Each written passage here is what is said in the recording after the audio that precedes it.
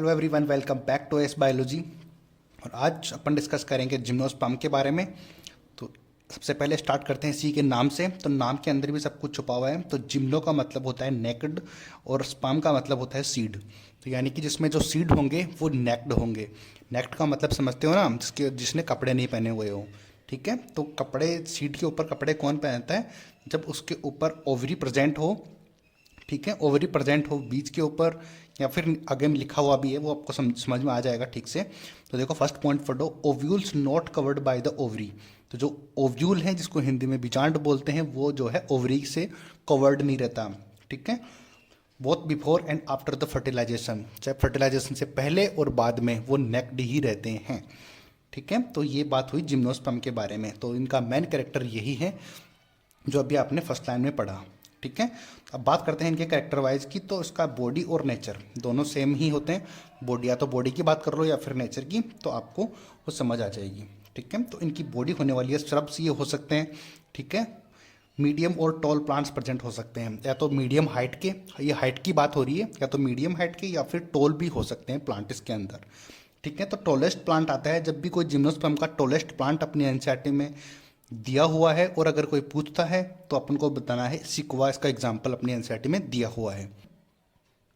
अगला पॉइंट आता है, अगला कैरेक्टर है रूट। तो इसकी रूट जो होती है, इसके अंदर जो मेन रूट सिस्टम होती है वो होती है tap root system. Tap root system, अगर जिम्नोस्पर्म के अंदर अगर अपन को रूट के रिलेटेड कोई क्वेश्चन आता है, उसमें टैप रूट सिस्टम दिया हुआ है, तो अपन वो करेंगे। मेनली तो यही है जो जनरली प्रेजेंट, तो मैक्सिमम में जो है टैप रूट सिस्टम में प्रेजेंट होता है। बाकी और भी होती है, वो देखते हैं अपन आगे।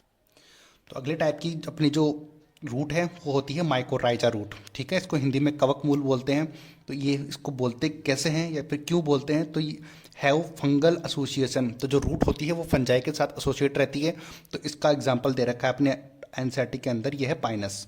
ठीक है, अगली रूट आती है, तीन टाइप की रूट होती है। पहली अपन ने पढ़ी टैप रूट सिस्टम जो कि मेन थी, सेकंड वाली माइकोराइजा, और थर्ड है कोरोलोइड रूट्स।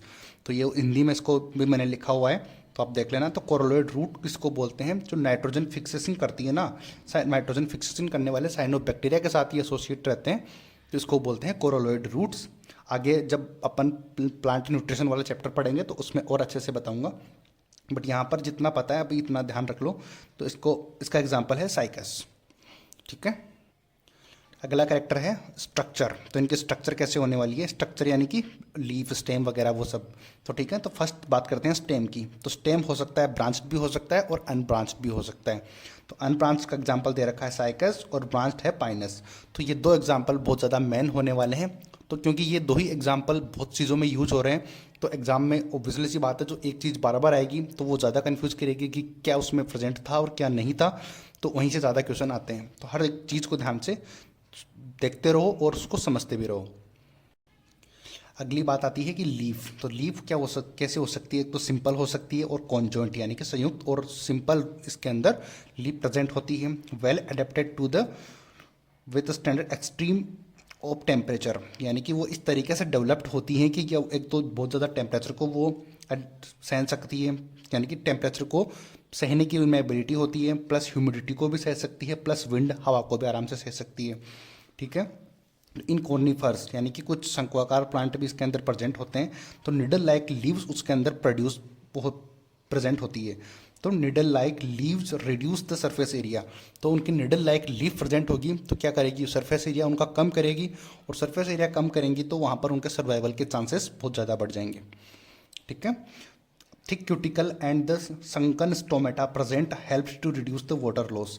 तो इनके अंदर जो है क्यूटिकल जो होती है वो थिक होती है, यानी कि बहुत मोटी इनके ऊपर क्यूटिकल की लेयर प्रेजेंट होती है लीव्स के ऊपर। और संकन स्टोमेटा, जो स्टोमेटा होते हैं, स्टोमेटा के ऊपर मैंने वीडियो बनाया हुआ है, अगर आपने नहीं देखा तो वो देख सकते हो आप। ठीक है, तो संकन यानी कि जो गर्तों के अंदर प्रेजेंट होते हैं, यानी कि बाहर की तरफ नहीं होते, वो अंदर की तरफ प्रेजेंट होते हैं, जिससे कि वाटर लॉस को है वो कम से कम होता है। ठीक है, ठीक है, तो इस वीडियो के लिए इतना ही करेंगे। आगे का पार्ट जो रिप्रोडक्शन वाला पार्ट है वो पार्ट 2 में करेंगे अपन। अभी आप इतनी एनसीईआरटी रीड करो और अच्छे से समझने की कोशिश करो। ठीक है, अगर वीडियो पसंद आया है तो लाइक, सब्सक्राइब, शेयर जरूर करना। मिलते हैं अगले वीडियो में। Thank you so much.